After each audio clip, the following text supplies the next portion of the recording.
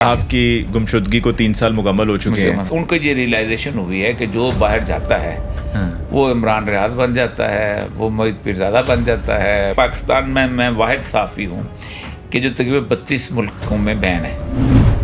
I was the only one جس نے anti امریکہ stand لیا تھا. پاکستان میں کسی بھی ایجوکیشن انسٹیٹیوشن میں نہیں اب بلایا جا سکتا. مطلب آپ کہیں جا کے کوئی لیکچر نہیں دے سکتے؟ کیا میں بندوق لے کے جاتا ہوں؟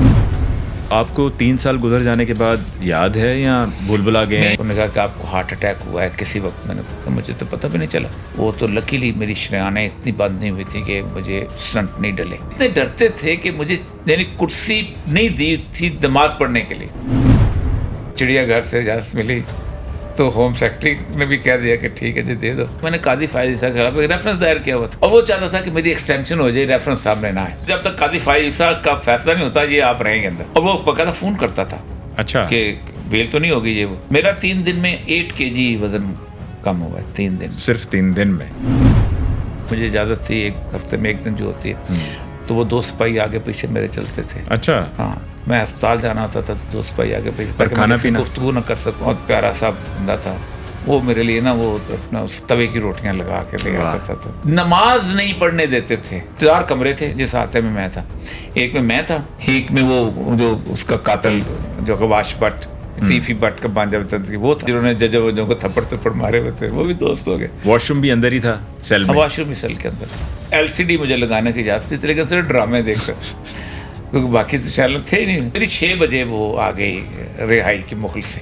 ان کا چلو جورے صاحب بس آ گیا. تو مجھے اچانک خیال آیا کہ میں ڈرامے کی کس کا دیکھوں. السلام علیکم معزز خواتین و حضرات, ایک اور پوڈ کاسٹ کے ساتھ آپ کی خدمت میں حاضر, اور آج ہمارے ساتھ موجود ہیں ون اینڈ اونلی اور یہ مقبول جان صاحب. السلام علیکم اور صاحب. یہ 9 مئی میں اس کے بعد اب آپ کو وہ 3 سال کا ٹائم, 3 سال ہو چکے ہیں آپ کی گرفتاری کو. 12 مئی کو اور پھر 14 مئی کو میری ویڈنگ اینیورسری ہوتی ہے, انہوں نے 12 مئی کو. اور آپ کی گمشدگی کو 3 سال مکمل ہو چکے ہیں. آپ جب بازیاب ہوئے اور گھر اب واپس لوٹے تو اس کے بعد آپ ایک دفعہ دبئی گئے. میں 2 دفعہ گیا دبئی اور آپ واپس بھی آئے. تو پھر میں عمرے پہ گیا ہوں. تو پھر کیوں اب ان کو یہ ریئلائزیشن ہوئی ہے کہ جو باہر جاتا ہے وہ عمران ریاض بن جاتا ہے, وہ موید پیرزادہ بن جاتا ہے, وہ کیا نام ہے وہ جہاں سے خان بن جاتا ہے. تو باقی 2 تو باہر ہی سے نا بیچارے, عادل راجہ اور وہ تو ان کے بندے ہیں نا جی. صحافیوں سے ان کو اندازہ ہے کہ یہ, اور اب صابر شاکر بن جاتا ہے. تو وہ کہتے ہیں کہ اس سے پہلے کہ وہ بنے تو ان کو باہر جانے نہ دو. یہ چیز نہیں, لیکن ان پہ تو یہ ہے نا کہ وہ گئے ہیں, ان کو پتا تھا وہ گئے ہیں تو بس پھر ادھر ہی ٹیک گئے ہیں. لیکن آپ تو جا کر واپس بھی آئے. مطلب 2 دفعہ واپس آیا. اور مجھے آپ کو بھی پتا ہے کہ آپ جا کے باہر رہنا ہی نہیں چاہتے. 2 چیزیں ایک اور, آپ ادھر ہی رہنا چاہتے ہیں. سب سے بڑی بات جبکہ میں نے آپ کو اوریہ صاحب ایک دفعہ کہا بھی تھا کہ اوریہ صاحب شفٹ کر جائیں, لیکن آپ نے تب بھی کہا تھا کہ نہیں, اور آپ واپس آئے. ہاں میں واپس آتا. دیکھیں 2 چیزیں, ایک تو یہ ہے کہ پاکستان میں واحد صحافی ہوں کہ جو تقریباً 32 ملکوں میں بین ہے. کیونکہ میں 9/11 کے بعد I was the only one جس نے اینٹی امریکہ اسٹینڈ لیا تھا. ٹھیک ہے. اور میرے پر امریکہ میں میرے پاس 5 سال کا جیسے ویزا تھا, ملٹیپل انٹری. تو میں 2018 کو میں جانے لگا. 23 مارچ کی پریڈ میں جب بلایا تھا تو مجھے اس نے کہا, اتحاد ایئر لائنز والے نے, کہ آپ امریکن ایمبیسڈر سے بات کر لیں. میں نے کہا کیوں؟ کہ تو اس نے ہمیں کہا کہ آپ کو یہاں سے ٹیک آف نہیں کرنے دیا. تو میں نے کہا کہ میں پاکستان کی زمین پہ کھڑا ہوں, میرے پاس پاکستان کا ٹریول ڈاکومنٹ ہے, اس زمین پر امریکہ کا آرڈر کیسے چل رہا ہے؟ مجھے ڈپورٹ کرو, نیو یارک سے کرو. بالکل. تو نہیں, ہم تو وہ میں نے اس کو کیس کیا ایئر لائن. اگلی دفعہ میری بیوی نے جانا تھا اپنی بھانجی کی شادی کے اوپر. اس کو پہلے انہوں نے اسٹیمپ کیا, جہاز میں بٹھایا, پھر اس کو واپس ڈپورٹ کیا انہوں نے نیچے. تو امریکہ تھا. اب وہ انگلینڈ کو میں اپلائی کرتا ہوں تو انگلینڈ والے جو ہے رکھ کے بیٹھتے ہوئے ہیں, نہیں ہم we are thinking of it. Administrative process میں ڈال. آسٹریلیا میں ہمارے کچھ لوگوں نے بلانا چاہا تھا, وہ بھی طویل عرصے سے لے کے. حالانکہ میں ان سارے ملکوں میں جا کے واپس بھی آج کئی دفعہ. پیرس میں تو اسٹاف کالج کے ساتھ میں گیا تھا, اسٹاف کالج کر. اس طرح لندن میں, اٹلی میں, کون سا ناروے میں, سویڈن, ہر جگہ چلا گیا. لیکن اب وہ انہوں نے ایک لسٹ سی بنا لی ہوئی ہے کہ یہ اور یہ لسٹ جو ہے باہر نہیں ہے, یہ لسٹ میری پاکستان میں بھی ہے. اچھا. پاکستان میں کسی بھی ایجوکیشن انسٹیٹیوشن میں نہیں اب بلایا جا سکتا. مطلب آپ کہیں جا کے کوئی لیکچر نہیں دے سکتے؟ میں آپ کو ایک واقعہ بتاتا ہوں. چاہے وہ کوئی پرائیویٹ انسٹیٹیوشن ہی کیوں نہ ہو. پرائیویٹ انسٹیٹیوشن میں ایک دو بلا لیتے ہیں, مثلا یو ایم ٹی والے بلا لیتے ہیں, ورنہ نہیں بلاتے. وہ بھی کبھی اقبال کے اوپر بلا لیا, بڑی ہومیوپیتھک ٹائپ کرانے. میں جنید سلیم ہمارے دوست ہیں, تو ان کا بیٹا ایف سی کالج میں پڑھتا تھا. تو ایف سی کالج میں پڑھنے انہوں نے پوچھا کہ میں آپ کو لے کے جانا چاہتا ہوں وہاں پر ایف سی کالج میں ایز چیف کا. تو اس نے کہا میری بجائے تو موریا مقبول جان کو لے جاؤ, اس کو ویسے اجازت نہیں دیں گے. کیسے ہو سکتا, فریڈم آف ایکسپریشن اور یہ اور وہ سارا کچھ. 15 دن بعد روتا وہ آ گیا کہ وہ تو کہتے ہیں کہ ہم نہیں, اور یہ مقبول جان کو الاؤ کریں. اس کی بنیادی وجہ یہ ہے کہ آخری لیکچر تھا بلوچستان کے اوپر. تو بلوچستان میں ان کا ایک اسٹینڈ ہے بڑا پرٹیکولر قسم کا جس میں, تو انہوں نے اپنے سارے پروفیسرز کو بھی سامنے بٹھایا. تو میں نے میتھ پہ چپے چپے سے واقف تھا, میں نے ایک ایک کا سوال اٹھا کے ان کو جواب دینا شروع کر. اس کے بعد انہوں نے مجھے بین کر دیا. دوسرا واقعہ لمس جیسے ادارے میں ہوا. آج سے 2-3 سال پہلے لمس کے کچھ طلبہ میرے پاس آئے کہ آپ کو 25 دسمبر قائد اعظم کے اس پہ بلانا چاہتے ہیں. آئی ایگریڈ کہ میں وہاں پر آؤں گا. وہ چلے گئے. میں نے کہا پوچھ لو اپنے ادارے. کہتے کیسے ہو سکتا ہے سر, ہم اپنے وہ جو فنکشن تھا اس کو وہ سلیم اس کو منیزہ ہاشمی کا بیٹا کیا نام ہے وہ اس کو کمپیئر کر رہا تھا. تو اس نے کہا کہ جب اگر یہ آدمی آئے گا یہ فنڈامنٹلسٹ اور یہ پتہ تو میں کمپیئرنگ نہیں کروں گا. تو انہوں نے میری قربانی دے دی, کمپیئر کی قربانی دی. حالانکہ کمپیئر ایک لنچ پین ہوتا ہے. اچھا. تو اس طرح آہستہ آہستہ میں بڑی یونیورسٹیز میں جاتا تھا سب کچھ. کیا میں بندوق لے کے جاتا ہوں؟ میں نے ہزاروں لائسنس دیے ہوں گے لوگوں کو, بندوقوں کے, کلاشنکوفوں کی پرمٹس دیے, سب کچھ. میرے پاس اپنے ذاتی طور پہ میں نے کوئی بندوق کا لائسنس نہیں بنایا, کبھی نہیں بنایا. مطلب میں کو 7 سال ڈپٹی کمشنر رہا ہوں تو لائسنس دیتا تھا. تو اور ایسے وہ 3 سال پہلے جب آپ کو لے کر جایا گیا اور پھر آپ جس طرح سے واپس آئے اور جس طرح کے حالات میں آپ کو رکھا گیا, جتنے دن آپ غائب رہے, وہ آپ کو 3 سال گزر جانے کے بعد یاد ہے یا بھول بھلا گئے ہیں, کبھی بیٹھ کے سوچتے ہیں؟ میں 70 سال کا ہوں, تو 70 سال سے اوپر 3-4 مہینے ہو گئے. میں بہت ہیلدی آدمی تھا. مطلب آج بھی مجھے کبھی بلڈ پریشر نہیں ہوتا, مجھے غصہ ہی نہیں آتا. تو لیکن کچھ چھوٹی چھوٹی ایسی چیزیں جو باڈی میں چینجز آتی ہیں ایلنسز کے حساب سے وہ آئی ہیں. مجھے کبھی دل کا مرض سوچا نہیں تو ہوگا. تو میں وہاں گیا اینجیوپلاسٹی وغیرہ اس کے لیے. مجھے انہوں نے کہا کہ آپ کو ہارٹ اٹیک ہوا ہے کسی وقت. میں نے کہا مجھے تو پتہ بھی نہیں چلا. تو اس کے پھر ای ایف میرا 40-60 پہ آ گیا. وہ تو لکیلی میری شریانیں اتنی بند نہیں ہوئی تھی کہ مجھے اسٹنٹ نہیں ڈلے. اور میں دوائی مستقل, میں نے کبھی زندگی میں دوائی لی ہی نہیں تھی, مستقل دوائی کا سوچا ہی نہیں جا سکتا تھا. تو اس کا یہ ہوا یہ کہ میں چونکہ میری اپیرنس ایسی ہے, ایک بیسیکلی سائیکالوجی کا ایک بیسک پرنسپل ہے کہ جو بندہ اپنی اپیرنس کو صحیح رکھنے کی کوشش کرتا ہے اس کا جو دکھ ہے وہ فزیکل ہو جاتا ہے اور جسم پہ آ جاتا ہے.